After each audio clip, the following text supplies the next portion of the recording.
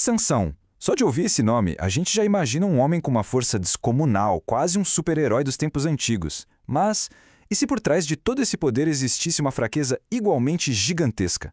Pois é, a história dele é muito mais complexa e, sinceramente, muito mais humana do que parece.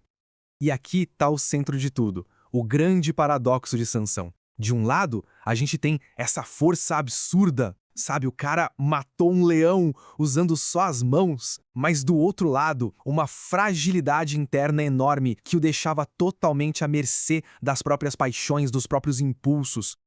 Para a gente entender essa figura, a gente precisa voltar lá no começo, no nascimento dele, que já foi um milagre. Ele nasceu de uma mãe que não podia ter filhos e desde o ventre ele já tinha uma missão divina, começar a libertar o povo dele do domínio dos filisteus. Ok, mas de onde vinha essa força toda? Não era mágica, não. A força dele estava ligada a um compromisso sagrado, o voto de Nazireu. Era um pacto com Deus que o separava desde o nascimento e exigia dele uma disciplina bem rigorosa. E aqui, olha, a gente precisa quebrar um mito gigantesco sobre o Sansão. O cabelo comprido não era a fonte do poder dele. Pensa assim, é como uma aliança de casamento. Não é o anel em si que sustenta o casamento, mas o que ele representa, certo? O cabelo era exatamente isso, o sinal externo, visível, da sua obediência e da sua conexão com Deus. Mas, ter um chamado divino não é garantia de uma vida perfeita. Muito pelo contrário, no caso do Sansão. A vida dele foi uma sucessão de decisões impulsivas, onde a missão nobre que ele tinha ficava sempre em segundo plano, ofuscada pelos desejos do momento. Olha só essa sequência de eventos. É uma verdadeira espiral de violência. Começa com uma decisão pessoal dele, ignorando o conselho dos pais, e a partir daí, cada passo é uma reação mais forte que a anterior. A missão divina de libertar seu povo acaba virando uma vingança pessoal, e isso afasta cada vez mais o seu verdadeiro propósito. E esse era o padrão trágico da vida dele. Um ciclo vicioso, sabe? Um impulso, fosse de raiva ou de desejo, fazia com que ele usasse sua força divina não para libertar o povo, mas para se vingar. E a cada vez que ele fazia isso, seu voto sagrado, sua conexão com Deus, ficava um pouquinho mais fraca.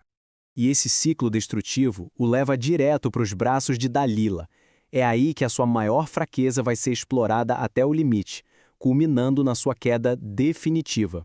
Dalila, que foi subornada pelos líderes filisteus, começa a usar a arma mais poderosa de todas contra Sansão, a manipulação emocional.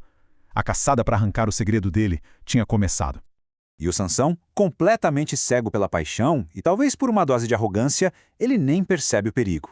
Ele começa a brincar com Dalila, mentindo sobre a fonte do seu poder. Ele basicamente transforma o pacto mais sagrado da vida dele num joguinho de adivinhação. Aí vem a segunda mentira, o segundo teste, e de novo ele se solta com a maior facilidade. Mas, sabe, o alarme não soa na cabeça dele. O padrão de traição tá ali, na cara dele, mas ele simplesmente não consegue ver. Na terceira mentira, ele chega perigosamente perto da verdade. Ele até menciona o cabelo.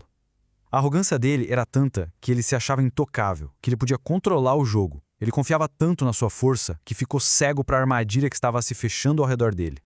E então, exausto, vencido pela insistência dela, ele cede. Ele conta tudo, conta todo o seu segredo. E nesse momento, ele não entrega só uma informação. Ele troca seu propósito divino, sua aliança com Deus, por uma paixão que a gente já sabe que é passageira e traiçoeira. O resultado é imediato e catastrófico. O cabelo é cortado, a força se vai, ele é capturado, tem os olhos vazados, o homem que era invencível agora está completamente quebrado, escravizado e humilhado. Mas é no fundo do poço, na escuridão e na humilhação da prisão, que a história de Sansão dá sua última e mais trágica reviravolta. A ruína total se torna o palco da sua redenção. E então, um pequeno detalhe que muda tudo. Na prisão, o cabelo dele começou a crescer de novo. E isso não é sobre o cabelo em si, mas sobre o que ele representava, lembra? Era o sinal de um retorno silencioso ao seu voto. Uma chance de renovar sua aliança quebrada. 3.000. Guarda esse número. Eram 3.000 filisteus, incluindo todos os seus líderes, reunidos no templo do deus deles, Dagon. Eles levaram Sansão cego para o meio de todo mundo para humilhá-lo uma última vez. Eles só não imaginavam que estavam selando o próprio destino. E ali, humilhado, Sansão faz uma última oração. E não é só um grito de vingança, é um apelo para cumprir de uma vez por todas o propósito para qual ele nasceu. ele pede força uma última vez, disposto a pagar o preço final por isso. Com o último esforço, ele derruba as colunas do templo. Em um único ato de sacrifício, ele mata mais inimigos do que em todos os anos de sua vida impulsiva. De forma trágica e espetacular, ele finalmente cumpre sua missão. E o que essa história trágica ensina pra gente? A vida de Sansão é muito mais do que um mito antigo. É um alerta poderoso com lições que ecoam e muito até hoje. No final das contas, a história de Sansão meio que nos obriga a olhar para dentro e perguntar: o que acontece quando as nossas maiores forças, os nossos maiores talentos, não são guiados pela sabedoria? Qual é o preço de um dom sem disciplina?